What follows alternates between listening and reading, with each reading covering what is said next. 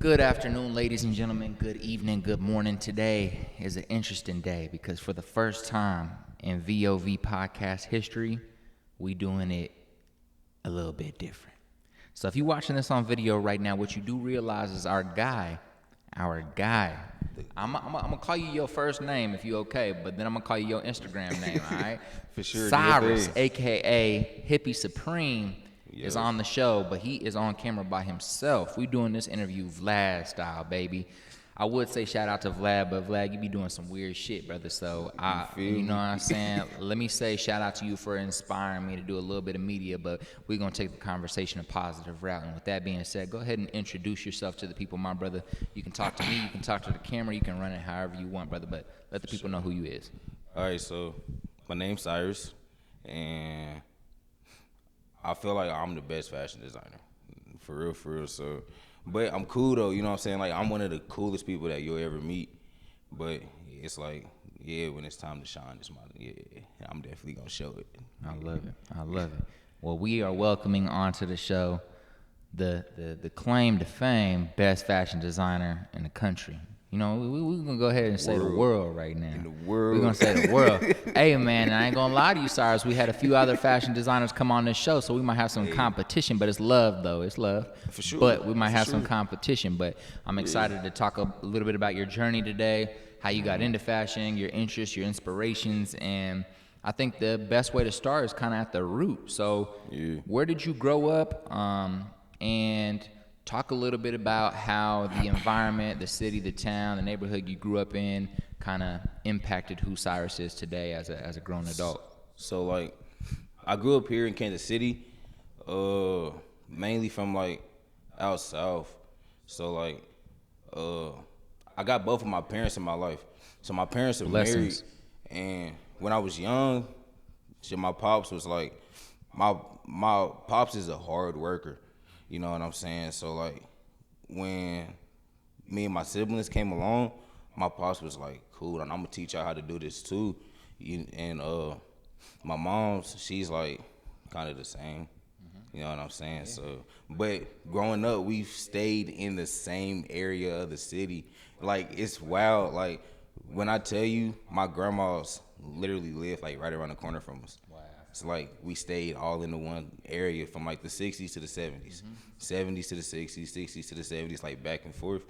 But not shit. I just been in that one area. It's like I'm stamped in that area. I love it though. That's amazing.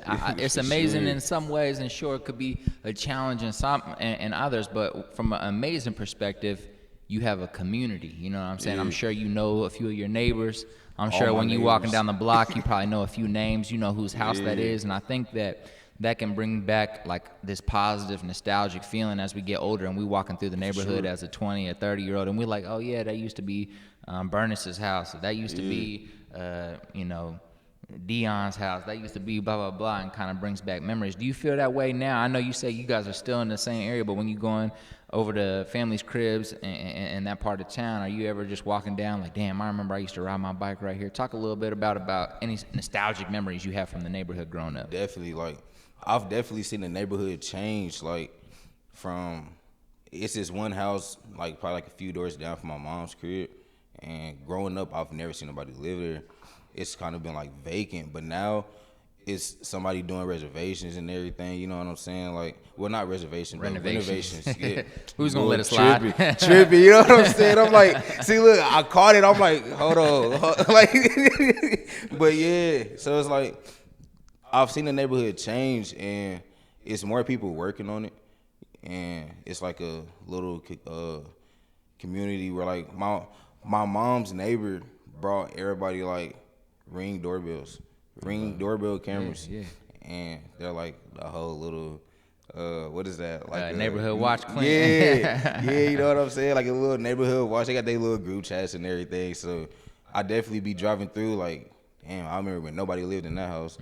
I remember when this house was like this. I remember that yard used to be just full of weeds. Yeah. You know what I'm saying? So definitely then, it's this one crib probably like 2 blocks away where my family really, really started at.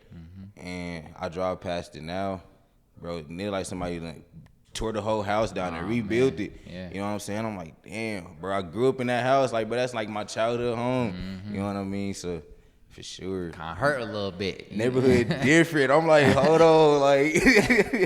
Facts. I feel like, I don't know why, but in my head, a movie idea just popped up where it's like somebody who, you know, they grew up in this house all their life, they finally moved, and then some neighbors or something, or some random people decide to move in the neighborhood and tear down a crib, and now it's a whole fight to like fight them from tearing down a crib and trying to like convince them to just renovate it and like keep it as home. But then you end up being like a scary character that lives in the home and they don't even know. Anyway, fuck that, we gonna slide. I was up here getting into horror movie vibes, but Making the whole script. Man, whole script on TV. Don't copy my vibes, ladies and gentlemen. Don't copy. I'm gonna go ahead and trademark that. You did. Okay, so young bull growing up, Southside, Kansas City primarily, same neighborhood, grandmoms close by, pops and moms in the house.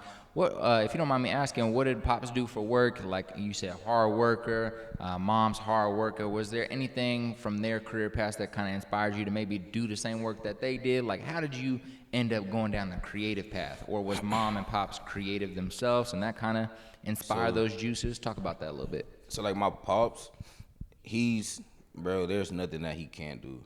It's crazy. Like, when people be like, yeah, my pops can do this. Like, you know how people say, let's go band for band, and let's go dad for dad. I love that. You know what I'm saying? I put like, my pops up against your pops. What's up? Definitely, like, hey, boy, like, my pops he can build you a house if he wanted to. You know what I'm saying? And my pops, he does HVAC. So, like, at probably, like, around, like, 9 years old, my pops showed me how to do HVAC. Yeah. And he's, like, an engineer. You know what I'm saying? So, like, my pops can, if he decided to rebuild a house, my dad can do that. That's fine. You know what I'm saying? So, like, I kind of went into, like, the zone of, cool, let me be like a engineer too. You know what I'm saying? But probably around, like, 6 or 7, my dad taught me how to draw. So that's kind of where it started. Yeah. You know what I'm saying? I'm like, bro, this art shit fun. Like, bro, let's keep doing it. And then, like, after that, my pops taught me how to rap. He made my first song ever, so I'm taking it to school. You know what I'm saying? I'm like, hey, look, check it out. You know what I mean? Look what I did. What I mean? Yeah. So it's like my pops really, he put me in the world of creativity, and I didn't only get it from him. I got it from my grandpa on my mom's side, because on his spare time, he'll make like bracelets, charm bracelets, or necklaces or pins and everything. Like, he always found something to do in his free time. I love it. So just being around that, I'm like, I can definitely do this. You know what I'm saying? So just every day I'll draw something different.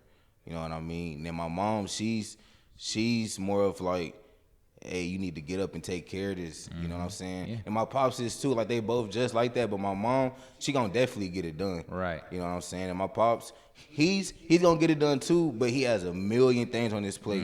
You know what I'm saying? My mom, she's like, you get it done now, here, do this, do that, bada boom, bada bang. Yeah. And she's like, she's more so about structure. You know what I'm saying? Like, she has a whole routine, and if she's knocked off track just once, but the rest of her day is knocked off track too. And my pops, he just like a get up and go type of dude. You know what I'm saying? So he's like, I'm gonna take care of it, but I'm gonna take care of it on my time. For Mine's sure. like, I'm gonna take care of it, and I gotta take care of it now. Now, you know what I'm saying? And she's a insurance agent, and she works from home. So it's like, my mom got it sweet, bro. I wake up every day, go right to my office next to my bedroom, bro. I'm cool, like, you know what I'm saying? So it's like, both of my parents, they really showed me what hard work meant, and then they showed me like, if you put in that hard work, but that hard work gonna pay off. Absolutely. You know what I'm saying? So it's like, as I got older, I thought like, damn, do I want to keep clocking in? Cause I be seeing what my parents go through. They be like, damn, I don't want to go to work today. You know what I'm saying? So I took like what my pops showed me, and when I graduated, and it's like, do I want to go to work, or do I want to be an entrepreneur? But it's like, now I have to go to work in order to fund that, you know? Yeah, that so journey, it's like, so it's like, it ain't nothing wrong with it, but my pops definitely told me, like, bro, it's more out here. You know what I'm saying? So just listening to that and thinking that on a daily, but that's really where like it started the journey, and it added more fuel to it. Like, bro, just keep doing it, just keep doing it. You know what I'm saying? So it's like most of the, it's like my dad, he likes to draw cartoon characters. That's all he can draw. And I'll be like, bro, like change it up. You know what I'm saying? Like 20 years later, he like, Dad, you still drawing Spider-Man. Yeah, and I'll be like, damn, bro. You know what I'm saying? But he's dope with it. So it's like, I be sitting there like, but my pops, he can draw using his feet too. That's crazy. That's like, bro, he's talented. That's crazy. You know what I'm saying? So I'm like, let me be different like my dad. You know what I'm saying? Absolutely. So definitely like, yeah, but my pops is like, yeah. And He's the reason why I'm a fashion designer. I love it. I love it. That's a powerful story. I feel like there's so much that goes into creating an individual, you know, from the very beginning, from a biological perspective, like the crazy shit that has to happen in a lady's body for her to be able to create a human, and then that human to be born, and then from that very moment you're watching your parents, their behaviors, their actions, how their face blinks when they hear a certain sound or a tone of voice, how they raise their voice or lower their voice, how they speak to you in your ear when you 0 or 7 months, years old, like all these years old, 7 months old, all these things kind of impact the individual as they continue to get older. So like when you're seeing your mom and your pops hustle, you're like, all right, so I know I'm a hustle when I get older, because all I see is them hustle, get shit done, and boom, boom, bow. Now, I know my mom is all about priorities, getting shit done just like this, so you're going to take a little bit of that. It's like, all right, I got my homework I know is due. Now I can choose to get it done on my own time, or I can choose to get it done right now, but I got these two options. Either way, I know I'm going to get shit done because my parents get shit done. Now, there's two different routes. One might be a better fit for me, or not a better fit for me, but you had options to choose from because of that exposure to leaders in the household. So I think that's amazing. And then the creative aspect, even though he just drawing cartoons, but he drawing cartoons with his feet though. That's gangster. Yeah, bro, he different, that's bro. Really crazy. Yeah. That's really crazy. Now, I ain't gonna lie. Now, this might be a little sus, but I'm gonna just make a recommendation, brother. I think if you ever want to create some crazy content, boom, put the camera on your toes, fam. Put a drawer, put a pencil, and all you do is draw with that shit, bruh. The male OnlyFans, but we gonna move on from that conversation. That is crazy. That is super crazy. Y'all can say what y'all want. That's why I'm behind the camera, so y'all can't see my face while I say crazy shit. Nah, I'm fucking around. But anyways, so talk about high school, man. Like, you know, growing up, you talked a little bit about your parents, how they impacted you. At what age did you, you know, maybe realize? I know you said after high school you had to ask yourself this question, but was there an earlier time where you realized, hey, I'm probably gonna chase like a more creative entrepreneur route, and I'm less likely to be going to become a, you know, any other great career out there, but you just were like, hey, that's probably not my route.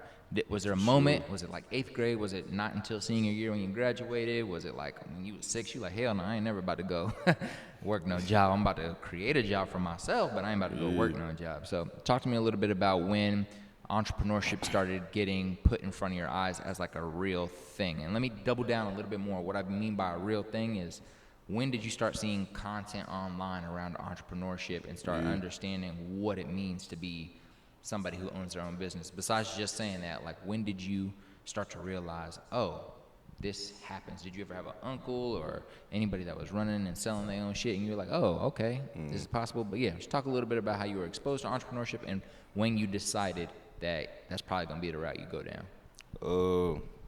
I can say around like 7th grade, where like, so like I was always the type to be in the back of the class looking up how to get rich today. Every day, bro. Like I was sitting in class like, bro, this beat, like definitely not feeling it.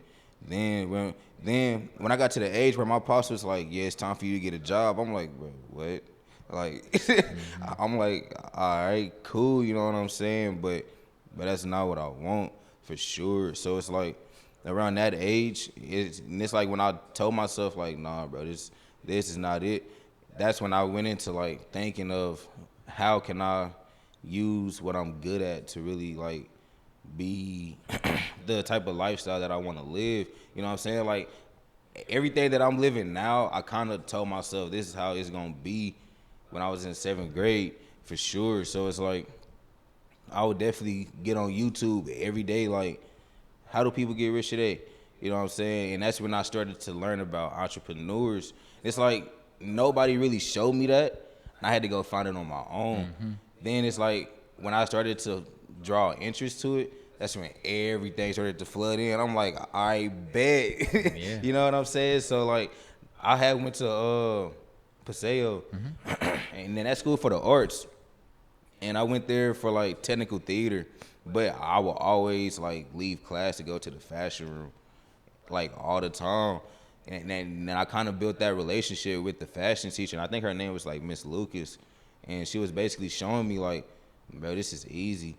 You know what I'm saying? She was basically showing me, hey, this shit light. Yeah, because the way she was doing it, I'm like, how do you use a sewing machine? She was like, this how you do it. You know what I'm saying? Like, bro, I love them sewing machines now. Like, I taught myself how to sew in one night. Damn. You know what I mean? Hell, and no, it's not like, me. bull, because I was a little nervous going into it, but that's like a whole different story though. But yeah, I had to force myself to get in that crowd.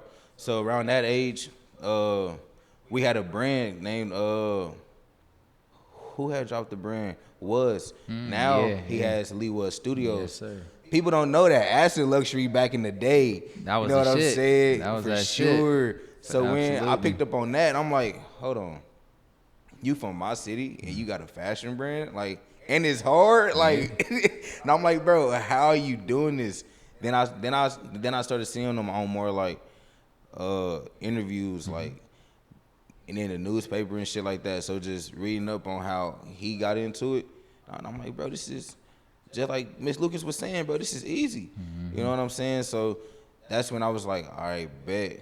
Do I want to go to college or do I want to actually put my full force into this? Keep it a bet. I wanted to go to college, but I'm like, nah. My very first piece, and it was some jean shorts. So like around that time, bro, that's when everybody was just cutting up jean shorts and doing like a little bleach design. I'm like, all right, cool. So I had my moms go to like the thrift store, get like a cheap pair of jeans. But I was always the bigger kid.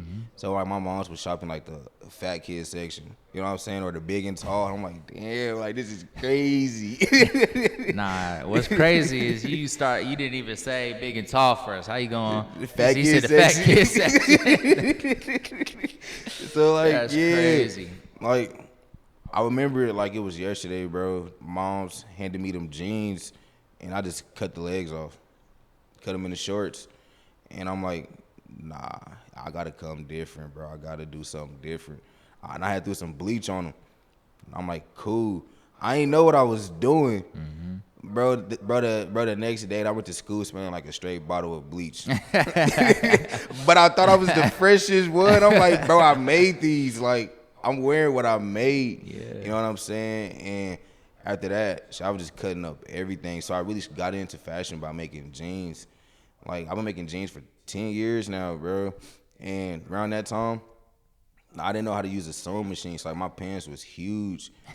Like, sound like I'm walking in trash bags. Oh, you know what I'm that's crazy. saying? Or like a parachute. But definitely, like, what I wish I had then was how to use a sewing machine.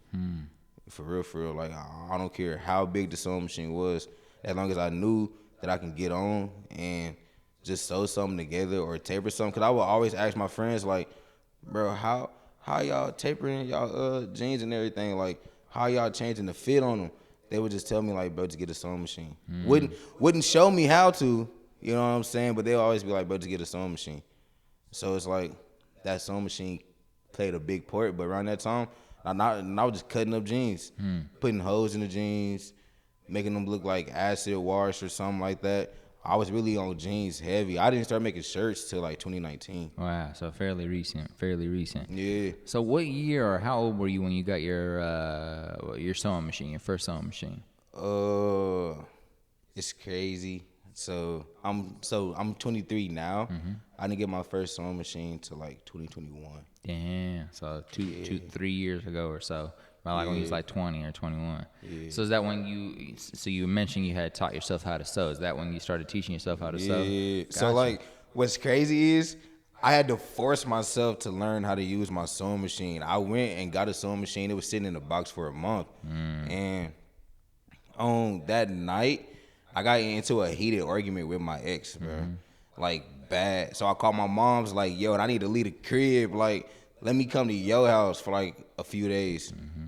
Mom's like, cool. She had came and picked me up, and I walked out with just my sewing machine and my vinyl cutter.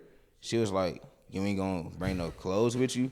And I'm like, nah, the whole time I'm here, I'm about to be making clothes. Like, I'm about to be like really doing this. And so I went to her crib, went back to my old room. Bro, I put that sewing machine out. I needed one YouTube video, just one YouTube video. It was like 30 seconds long. They only showed me how to put the thread in the sewing machine. And I'm like, oh, this is easy. Boom, got on it. And I'm like, oh, yeah, boy. Like, and I'm like, this done opened up a whole new door for sure. Like, My man started singing praises. And I'm like, oh, yeah. You know what I'm saying? For sure. So I love that. That's fire. So you've been, your first foray into fashion was creating jean shorts and jeans, where you were, bleaching them, changing the colors on them, putting different holes in them, adding different paints, colors, different vibes. So from pants into shirts, what inspired you to, like, I guess, foray out of pants into like other options? Were you kind of just like, all right, man, I'm getting tired of just creating pants? Or were you like, man, I just need to level up my skill set and create some more shit? Or are you like, damn, I need to put out a new capsule? I've been putting out the same pants capsules. Like, what was the vibe that made you be like, I need to put shirts and think about other unique items to put on the site or to sell? So I have two best friends, right? And one of them, so like, they're both talented. It's like, bro, they're very talented. And one of them, he raps. The other one, bro, like, he's the one who be forcing me into meeting new people. It's like, bro, like, I'm shy, so it's like I'm not be standoffish, but bro be like, bro, you need to come here and meet this person. So after I graduated, he was like, are you serious about making clothes? I'm like, yeah, for sure. And he was like, cool, because I know some people who doing the same thing that you're doing, but they're like going crazy with it. And then I'm like, bet. So there was one day he had called. He was like, pull up to Westport Media Collective. Pulled up, and this is fashion designer named Phil. Phil go crazy. Like, his brand is dead. You know what I'm saying? Oh, Hood Picasso or something like that. Yeah. So, like, when I met him, bro, he was on the vinyl cutter. He was on the sewing machine. Like, he was cooking up something crazy. I'm like, bro, how do you do this? And he was breaking it down to me. He said, bro, vinyl is the same thing that the bigger companies use, like Nike, all that, bro. It's all vinyl. You know what I'm saying? I'm like, no, it's not. Bro, he literally, like, cooked up a Nike hoodie right here. I'm like, hold on, bro. Like, word? You know what I'm saying? I'm like, damn, like, if I got access to this, just imagine what I can do with it. You know what I'm saying? So I ain't gonna lie, but my first shirt designs was trash. I'm like, it's cool. It was just basic hippie studios across the front. Yeah. But the tees were super thin. They were super see-through. Like, I didn't know about different shirt quality around that time. And I was just going to Joann's and then just getting any regular shirt. You know what I'm saying? So bro really showed me a whole different side of the fashion world. It kind of helped me open up the door to realize, like, no, it's more behind the scenes. Like, I never thought owning a website could bring you the most benefits ever. Like, bro, that's so beneficial, bro. Like, yeah, it's cool being on the street selling shirts, but that website gonna reach different audiences, bro. Yeah, for sure. So once Phil showed me that, I'm like, bro, there's no way I can fail in this, bro. As long as I just do what I need to do, like, bro, that's crazy. So yeah, I was making shirts at first. Then I found like a few websites where they're like, yeah, just put your design on here and upload it to your site, and we can just drop ship it for you. Yeah, I tried that, but it's like, and if I can't hold it in my hand before I drop it, I ain't really satisfied because I don't know how it's gonna turn out. Facts. So it's like I got back on that vinyl cutter. You know what I'm saying? I had to go back to how I really got into it. I'm like, all right, cool. So yeah, Hell bro, yeah. bro really showed me something different. So, quick shout out to Woods and Phil, because you mentioned both of them as being some, foundational key parts of your journey, just in terms of your interest in fashion, For sure. leveling up some or exposing you to new thought processes around fashion and creation. So, one thing I love to hear from you is just acknowledging that. You know what I'm saying? One thing in every city. It's not a Kansas City thing, man. A lot of people like to just put it on their city. In every city that we see is a lack of showing love and respect to people who came before you, or who are supporting you, or who had supported you, or who inspired you. We do, I've seen it on my podcast myself with some of the guests that come on here, where I'm like, man, I know your origins, brother. You know what I'm saying? I know your origins. I know the story. I saw who was tagging you in posts in 2013. You better show some love. But people don't like to show love, and so I just want to shout you out for that, and then shout them out as well. If they happen to hear this interview, you already know y'all can come on the show. What's cracking? Like, I feel like those are the two best fashion designers from the city. Like, when it comes to like streetwear, I'm not big into fashion. I won't lie. I'm not big into fashion. I've been trying to because of my lady. That's why you see this. That's not me. This is my lady. She's the one that can sew and do the pieces. This is some of her hoodies back here that we getting ready to release here soon. Not we, my bad, babe. I ain't saying we, you, that you getting ready to release. So she's in that world, and obviously, she care about her man looking good, and I don't care about looking good. I'm just that guy. Yeah. So I'm trying to learn how to care more about my fashion. I say that to say that as a person who's not in the industry and doesn't understand what dope shit look like, I just have my own opinions. I definitely think, I don't ever know if I'm saying his name right, but Woods, I just think he the coldest. He's the coldest from the perspective of, like, I enjoy his work the most. Yeah. I think there's other creatives that create some dope shit where I'm like, wow. Like, for example, Yaz creates some of the sickest bags I've ever seen. His bags are wild. Like, those are super crazy. cold. And then I've seen some. I'm not too into the different colored jeans and shit like that, but the ones that I've liked a lot in terms of just, cool shit going on is, I gotta remember buddy name. Damn, I feel bad. Well, it'll come to me eventually. I do love the creativeness of some of the, like, add-ons that Phil does, like add like a fucking toy to his pants or some shit, or add like I don't know, like a doll, or Hey Arnold. He called it like the dead doll. Yeah, that shit is hard. I would never in my life wear it or even think about wearing it. But what I will say is it is dope, like, from a creative perspective.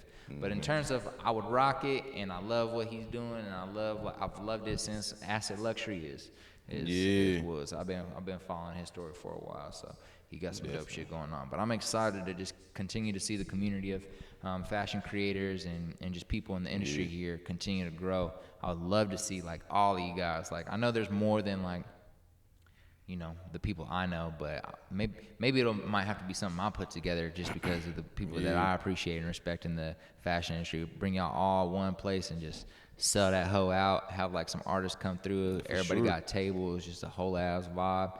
Just people collaborating. Anyways, that's another story for another day.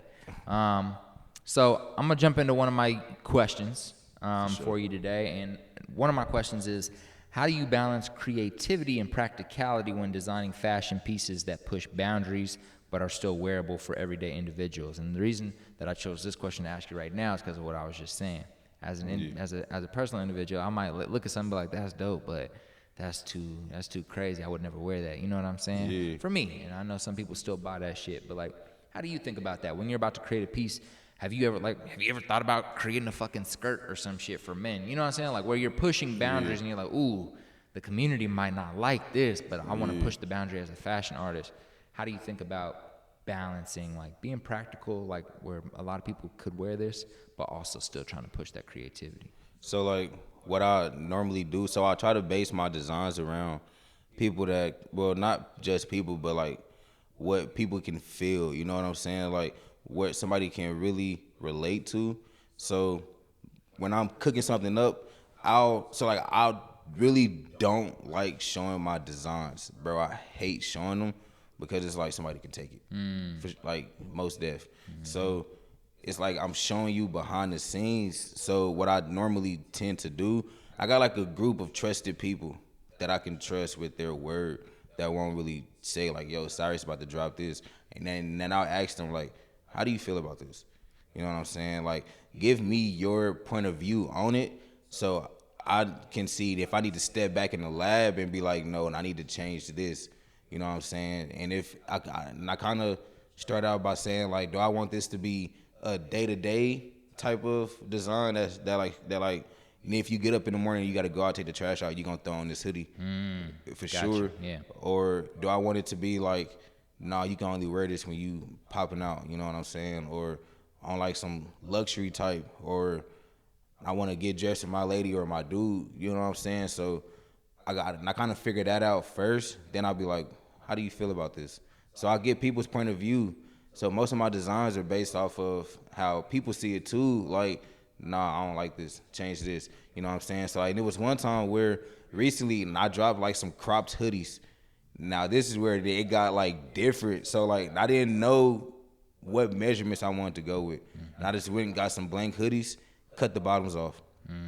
I'm like, all right, cool. If you wear this, you're gonna have like a shirt underneath it. You know what I'm saying? Because it's like, what dude wants to walk around in a crop top? Or a cropped hoodie? Like, hold on, you know what I'm saying? I'm like, my manufacturer would have made it so differently. I might, you know what I'm saying? I might do it. I might do it. Bugs, no. You know what I'm saying? So like, yeah. I gave one of the hoodies to my homie. I'm like, put this on how you would wear it. You know what I'm saying? And he like, cool. And the thing is, he likes wearing his like smaller. Yeah. So if bro wear a medium, he gonna pick up a small. I'll be like, why? Okay, just do your thing. You know what I'm saying? So whenever he wears it, or whenever anybody wears something that I've made, I sit back and I look at it like, nah, this ain't it. You know what I'm saying? Or coulda did something differently. So I really tested that boundary. Like, let me start out by making cropped hoodies and see where that takes me. You know what I'm saying? See if I kind of like it or don't like it. Right. And if I can make the hoodie longer or keep it at where it is. Or do I want to keep getting blanks, or do I want to go to my manufacturers? I got like 15 different manufacturers, bro. You know what I'm saying? I've seen you on the phone with somebody in China. buddy was on FaceTime with somebody in like Sri Lanka or something. Like, I was like, buddy, just over here screen recording the FaceTime. This is like 6 months ago, I think, when I first started following you or something. And it was like, buddy, this dude was walking around the manufacturing plant just showing shit. I said, damn. Like, niggas on FaceTime at 2 a.m. I be wanting to show, like, bro, people really don't be believing me when I be like, I'm up till the sun come up. I'm working, like, bro, I'm talking to different manufacturers, because over in Pakistan or in China, they're up when we're not. Yeah. So like, I normally get most of my messages at 3 in the morning, and then that's when they're mainly active. So it's like, right now I'm super locked in for my fall and winter drop. It's like, bro, I have to be up when y'all up so I can make sure it's getting done correctly. You know what I'm saying? And people don't be thinking like, nah, bro, you cap. So when my manufacturer went live, I got on live with them. I don't really give out none of my manufacturers, but now it's like everybody need them. So I'm like, shit, y'all gonna chime in when I'm on live talking to bro too. You know what I mean? I really can't understand what he's saying half the time, but y'all gonna see, bro. This is really what I'm doing at 3 in the morning. I'm sitting there talking to Muhammad. You know what I'm saying? I'm sitting there talking to his people like, no, I need this sample. I need this. I need that. You know what I'm saying? I need this color. I need it to look like this. And it's like, bro, that hard work. It's like, bro, them manufacturers just, boy, crazy. Late nights, can't understand. Some folks trying to rip you off. Sending products, late products, early products, wrong products. It's a real hustle over there. And I did lost out on, I have to tell you how much I've spent over in Pakistan, bro, just to get back half of the product. Then the product be wrong. Oh, it's crazy. Hey, it build resiliency though. You better get used to that shit. For sure. Hey, it only gonna happen on a lower scale, on a larger level.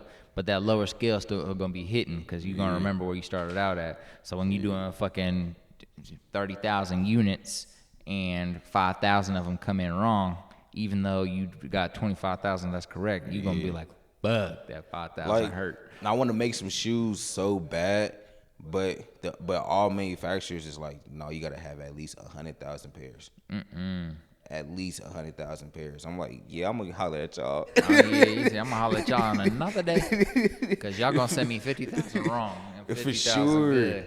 I'm gonna be out 50,000, have to sell quadruple the price to be able to. And then it's more if you want to make your own mode. Like now you got people using like the Air Force One mode, but if you want to create something from like scratch, oh, you gotta have more than that. Yeah, it's crazy. Like, who are some brands on like, you know, like when we talk about represent, Ruigi, shit, I don't know, I'm trying to think of Amiri, just like people on that level who have broken into the industry, are considered successful, but are still young and growing. I wouldn't consider Amiri young and growing, but still growing. Yeah. But either way, like Ruigi, I like this guy, George Heaton. He owns the company Represent, based out of the UK. But who do you find to be doing some dope shit right now on that scale?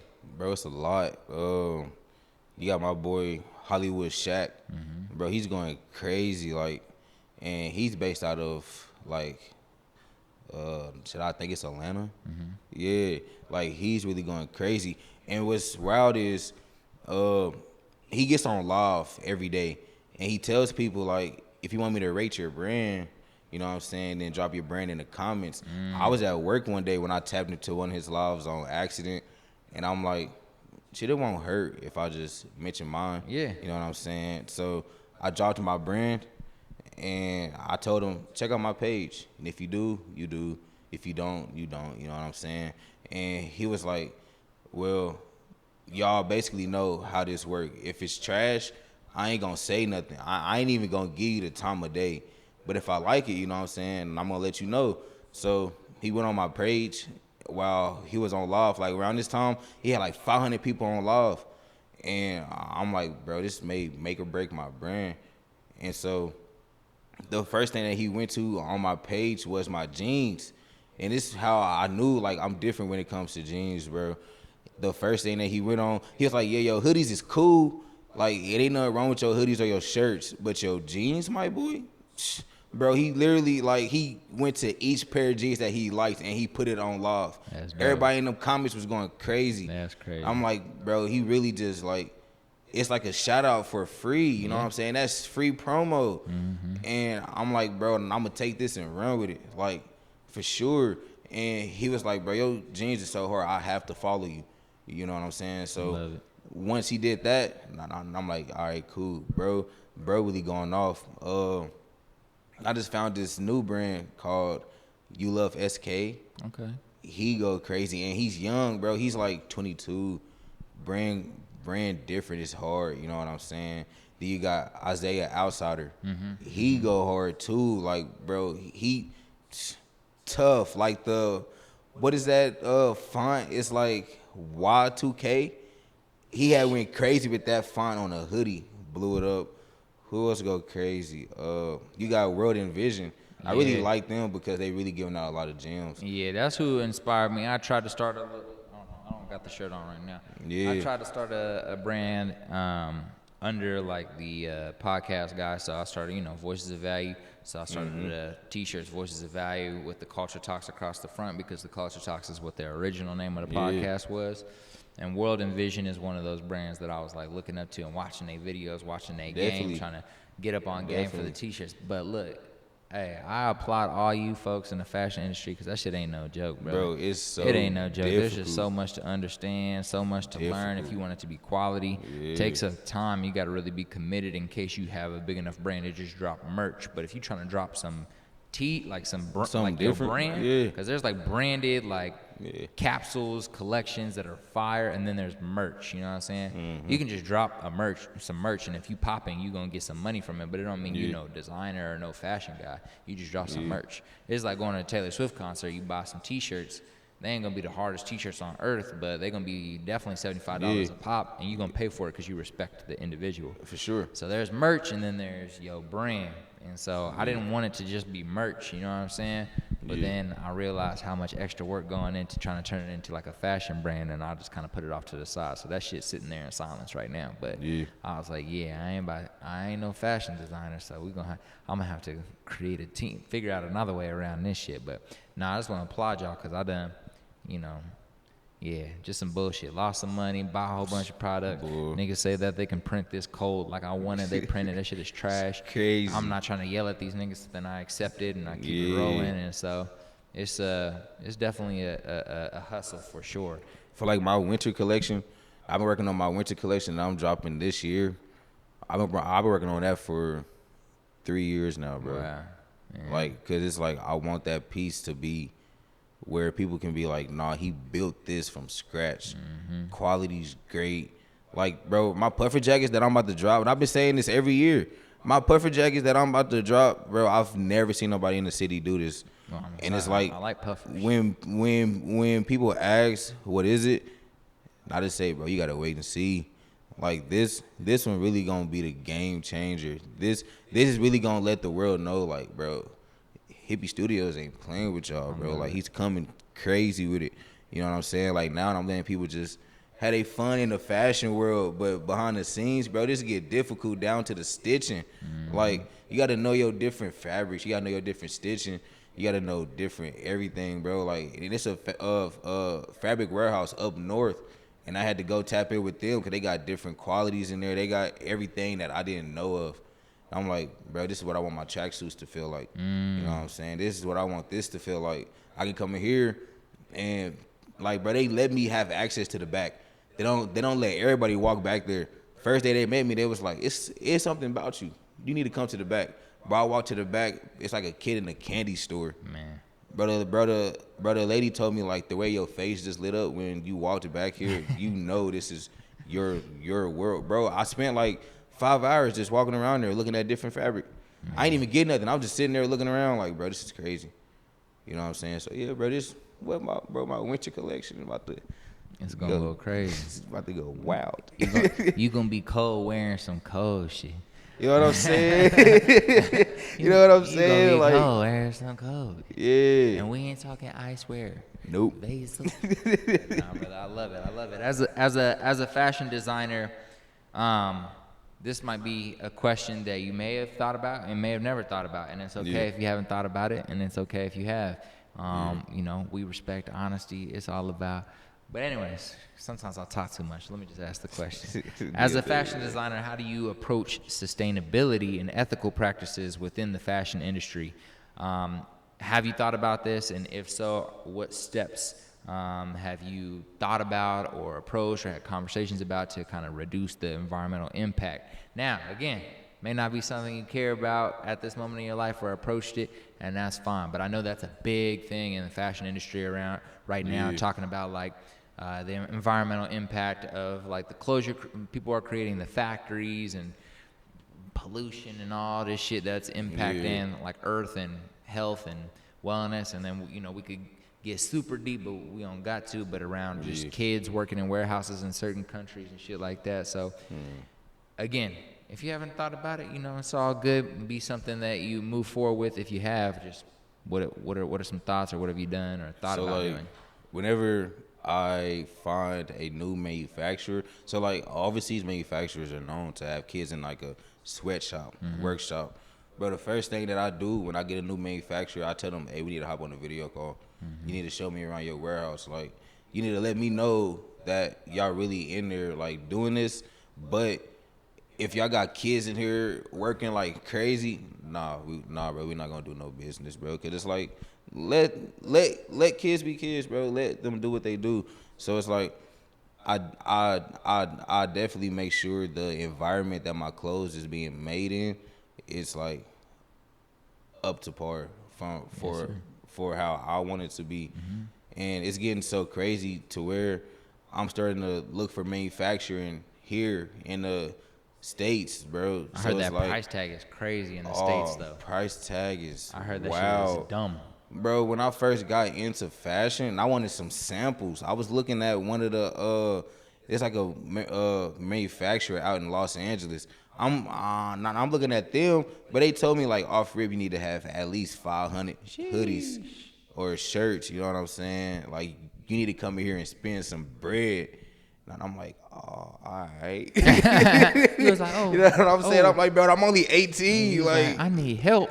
You know what I'm saying? He needs some milk. And I'm like, yeah, let me go ahead and go overseas for like a little bit. But yeah, bro. Nah, I definitely think about like what goes into making a piece. Yes, sir. You know what I'm saying? Have you been to LA or New York yet in person in terms of, since these are places that are like huge fashion spaces, huge, just shit ton of shit happening in there. I just said shit ton of shit. That's crazy. Anyways, but have you been able to visit either of those cities? If not, do you have any plans? Are you excited? Like, where are some places you want to visit that kind of inspire you as a fashion creator? You know what's wild? So when I tell people this, bro, they look at me like I'm crazy. I'm 23, bro. I've never left Kansas City. Never traveled anywhere, bro. Like, all I know is Kansas City. So now, hold up. What level of not traveled anywhere? But you ain't been to Chicago? Nope. St. Louis? I have for one day. For one day. It was a concert, you know what I'm saying? Des Moines, Iowa? I have for one day, but I've never been like outside of that. I feel you. I was about to say that's crazy. You ain't really been to Des Moines, to St. Louis, but no, I feel you. You ain't for real traveled outside of Kansas City like that to an extent where you can say you experienced this new place. Got you. So it's like when I do, I definitely want to. I've been thinking about going to Las Vegas first, and then that's because they have this thing once a year where it's called a trade show. Mm-hmm. And what it is, what it mainly like consists of is it's a huge what is it? Like it's like a huge building, bro. Yeah. And they bring all kinds of manufacturers. Convention center. Yeah, convention center. Yeah, that's what I was looking for. But they bring all the manufacturers from like everywhere. So from Pakistan, China, North Korea, France, everybody, and they put them in one space, and it's like you can go around and you can find which manufacturer is doing what, rather than get on Alibaba, right, and looking for it. Like now you're in person talking to the manufacturer. Now, like you done met the plug now, so it's like you done shook the plug hand. You know what I'm saying? So it's like I definitely want to travel there first, just so I can be like, all right, cool. I've met you in person. You know what I'm saying? So let's really work. I've seen what y'all can do. You know what I'm saying? Then after that, that's when I want to start to travel to like different states and just give out shirts, give out hoodies. You know what I'm saying? Like, hey, this is my brand. Let me give you this. Or like do like a social experiment. You know what I'm saying? Like pick people's brain, you know what I mean? And be like, oh, you got this question right here. Let me give you this hoodie or something. Or let me give you like a discount off my website. You know what I'm saying? So it's like, I definitely want to travel to LA for sure, because they have a lot of they have like that fashion district, don't they? Yeah, it's serious over there. It's deep too.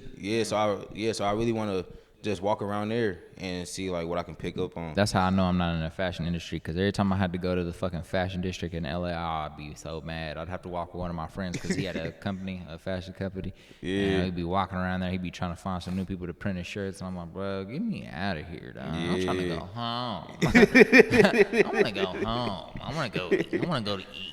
You know what I'm saying? So, for sure. Nah, it's dope, man. Now you got me over here brainstorming. I'm like, boy, hey, y'all, I almost pulled my credit card out and said, brother, we going to Chicago right now. We gotta go. We gotta take you out of Kansas City real quick. But I got a homie just like that. My homie Chef Rory, bro, greatest chef in the city. Yesterday he that's your dog. Like, hey, Chef, come on the podcast, Chef. Yeah, but that's my brother, man. Like yesterday he just told me like, Saw, we need to get you out of the city, bro. Like, bro, you got to see more. And I was telling him like, just staying here, it's really not that much inspiration. And so that's when people be asking me like, where do you get your inspiration from if you ain't never left the city? Instagram. No, sorry, bro. I'm clowning. Nah. You know what I'm saying? But bro is definitely on the type of time, like, yeah, bro, you need to get out of the city. For sure. You know what I'm saying? So, Yeah, nah, you'll definitely appreciate it, man. Like, ain't nothing like seeing some new cultures, experiencing some new things, and making a few connections going somewhere. It always feels good. So that's for sure. So as we get to the tail end of this podcast, I kind of want to ask you a little bit about the marketing side of Hippie Studios. Like, when you're, for example, the winter pieces you talking about, like, how do you think about marketing? Are you just like, I'm gonna post this on Instagram every day until somebody buys? Are you, hey, I'm gonna create an ad and pay Facebook to run me some Facebook ads? Are you gonna hire somebody who's good at marketing and just be like, yo, blow my shit up for a few weeks? Like, how do you think about marketing? Or have you thought about it in the past? Is it more hand to hand? I'm gonna see you in person, just try to sell on the street, like. And there's no right or wrong answer here. It's just, how have you been approaching it over the past few years? So, like, over the last few years, I didn't know nothing about marketing like I do now. You know what I'm saying? So it's like so what's crazy is you can sell out of a drop without having a single piece in front of you, bro. And that just comes in with marketing. And what I learned off marketing is, like, you can have the worst piece ever. As long as you market it, somebody's going to buy it. So over these last few years, I've wasted so much money on ads, and I didn't know what I was doing, to where I had to step back. Like, when I see something's not going right, I take a step back so I can examine it. Like, what am I doing wrong here? Like, do I need to go back to the books more? Do I need to look up something? Like, do I really need to put in some more work? And when I did that, bro, I've paid for a lot of courses. You know what I'm saying? To where now I have my own little ebook teaching people how to start up a clothing brand. I love you know what I'm saying? And it comes with 15 manufacturers. It tells you what's a good time to post on TikTok, how to post on TikTok, how to post on Instagram. When's it a good time to post this, and this? When it's good to start to, like, do your marketing. Like, it's always good to do it a month before, whatever you drop. How to do it, how to do pre-orders, you know what I'm saying? So it's like just taking a step back into working, because I did want to hire somebody, but I thought, like, what if this person just ups and quit? I don't know how to do it, so it's good for me to learn it. So definitely, bro. So when like, my fall collection, it's tough, but I'm not gonna market it as hard. I'm gonna market this winter collection, because I'll put more work in on the winter collection. Got you. You know what I'm saying? So I was just talking to one of my friends probably, like, last week, because he's a model, and I'm asking him, like, bro, how do people get ready for photo shoots? And he was like, you need to find the location, you need to find hairdressers, you need to find makeup artists, you need to find your models, you need to get in contact with them, you need to talk to them, you need to see what size they wear, what they're comfortable with, bro. And then there was so much, I'm like, hold on, write it down for me, bro. like, wait a minute, like, hold on, write it in the iPhone notes. yeah. So it's like, and I just been visualizing how I want my photo shoot to look for my winter collection, and I'm like, I need to leave the city for that one, bro. Like, I want to travel to, like, Denver or something, Yeah. to where it's somewhere where it's snowing crazy, so that them pictures can come out so raw. Like, they have to come out raw. Lock it in your calendar, right? We going to Chicago, bro. We going to Chicago. Hey, somewhere, we going bro. to Chicago in fucking November, bro. Bro, they have to come out so raw. And I just been thinking about how I want this content to look like. Do I want it to be basic? Do I want it to be like some, because they got that 3D marketing now too. Do I want to do something like that? That shit is hard, man. Well, I've been seeing some people mess around with that. That's just crazy. Yeah, so it's like, I need to find some 3D dude to bring on the show to talk about how the hell that shit works. But that shit's gangster. Yeah, bro, like, it's different. So it's like, I just been doing a lot of brainstorming. How do I want this to really look? Like, how do I want to market? And how much do I want to put behind on the budget? Like, the more you spend, the more people it's gonna reach, for sure. So it's like, this marketing for this, bro. Gotta go, yay. Yeah, it's gonna be my first in every time I market something, and it's like spot on. Yeah. Age range, different groups, all, bro, everything. It's like plugins. Locked in. Yeah, I love it. I love it. Well, I'm excited for that winter collection to come out. You know, I really appreciate you making time to come on the show today, talk a little bit about your upbringing, talk a little bit about your inspiration, about what you're looking forward to in terms of these fall and winter drops, specifically that winter drop. Appreciate you sharing a little bit about what might potentially come out in the winter. We heard a little bit about some puffer jackets, heard a little bit about some other shit. So make sure y'all run that back and go ahead and keep your eye out for them pre-orders, because for sure. we got to sell out before they come out. Because if you miss it, you miss it. You get it, they ain't coming back. You know what I'm saying? They ain't going to come back the same, at least. There's only one time for the fire to come. I love it. I love it. So I really appreciate that, man. Before we sign out today, would you mind plugging people on where they can find you? Social media, website, how they can shop with you, where they should be paying attention in terms of when that winter drop drops. Like, just plug them in, so if we happen to have 1 or 1 million listeners, they know where to find you. So I'm on TikTok at Hippie Studios. You can find me on Instagram. My business page is Hippie Studios _. My main page is Hippie Supreme. Well, _ Hippie Supreme. And I'm active on both, you know what I'm saying? I'm not one of those people who don't reply back. Like, I'm definitely going to reply back for sure. So you can definitely find me on there. I don't really mess with Facebook a lot, you know what I'm saying? Definitely don't. But if you want to feel like you're a part of Hippie Studios life, bro, just go on my website at www.hippiestudios.org and just sign up for the VIP list. You can put your phone number in there or your email, and you can definitely, like, bro, those are the people who get everything first. Yes, sir. So whenever I'm planning something out, or if I'm in a good mood, I want to do a whole discount off my website. Like, here, I'm gonna send it out to my VIP group first. They get first come, first serve. Boom, whatever's left, then that's going on socials. You know what I'm saying? So, yeah. I love it. Our 2 final questions for you today. What does it mean to be wealthy to Cyrus? Is it monetary only? Is it mindset? What exactly, are you wealthy already? Like, in your head, when I say, you know, I want you to be wealthy, how do you process that? So it's like, I feel as if it all plays a part in your mindset.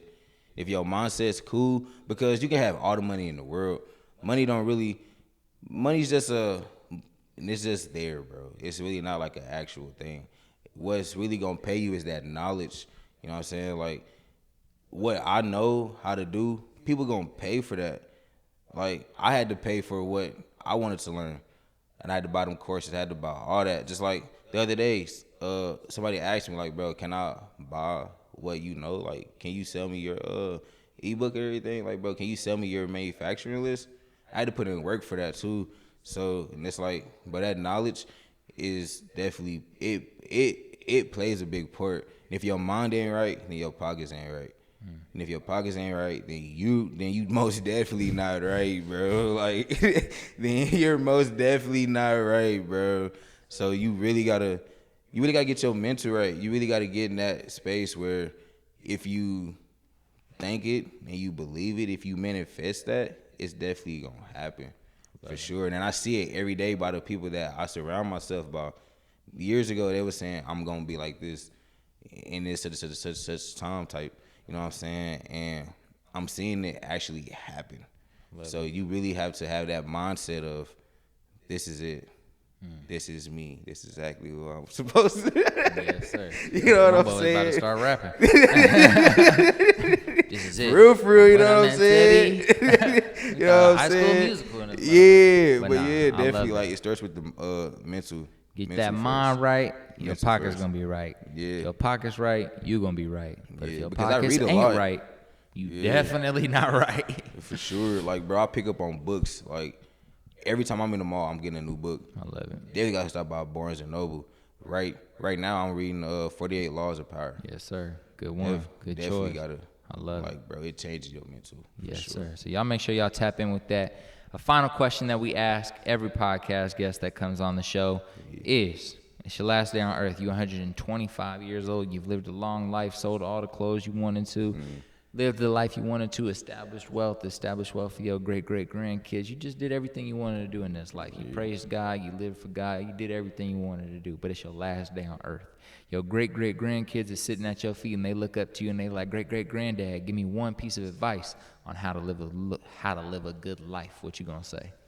For real, just do what you want to do, bro. You know what I'm saying, bro? Just get up and actually, like, just get to it. You know what I'm saying, bro? Just start it.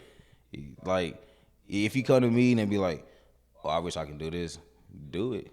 Just do it. You know what I'm saying? Like, just do it for sure. So, yeah, just get to it, bro. Just get to it. Find out what you want to do and get to it. That's it. You got to find your passion. You got to find your little sport.